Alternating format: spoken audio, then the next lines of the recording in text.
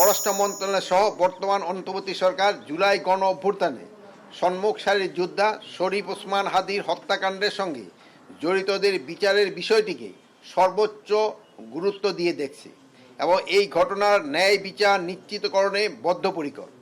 এই হত্যাকাণ্ডে জড়িত কাউকে কোনো প্রকার ছাড় দেওয়া হবে না। ইতিমধ্যে এই হত্যাকাণ্ডের ঘটনার সঙ্গে জড়িত 10 জনকে যৌথ বাহিনী পুলিশ, র্যাব, বিজিবি কর্তৃক গ্রেপ্তার করা হয়েছে। এর মধ্যে রয়েছে হত্যাকাণ্ডের মূল হোতা ফয়সাল করিমের স্ত্রী শাহেদা পারভিন সামিয়া, মা ও বাবা শ্যালক ওয়াহিদ আহমেদ ও শিপু এবং মোটরসাইকেল মালিক আব্দুল হান্নান। তাছাড়া হত্যাকাণ্ডে ব্যবহৃত মোটরসাইকেল এবং 2টি বিদেশি পিস্তল, 2টি ম্যাগজিন, 41 রাউন্ড গোলাবারুদ এবং 1টি খেলনা পিস্তল উদ্ধার করা হয়েছে। ভরসা পেতে নিজেকে হতে হয় পাতের মতো দৃঢ়, ঠিক যেমনটা জেরুসালেম।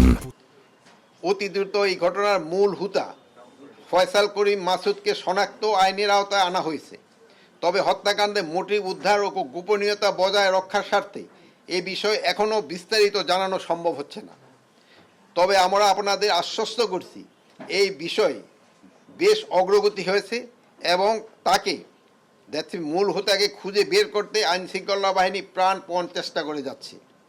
গোয়েন্দা তথ্যের ভিত্তিতে এই ঘটনার সঙ্গে জড়িত থাকার সন্দেহে দালাল চক্র ফিলিপের সহযোগী এবং 5 জনকে আটক করে বিজিবি যথাযথ আইনি প্রক্রিয়ায় পুলিশের নিকট হস্তান্তর করেছে। গতকাল স্বরাষ্ট্র মন্ত্রণালয়ের সম্মেলন কক্ষে পুলিশ, র্যাব এবং বিজিবি যৌথ এক প্রেস ব্রিফিংয়ের মাধ্যমে বিষয়টি সম্পর্কে মিডিয়াকে আপনাদের বিস্তারিত অবহিত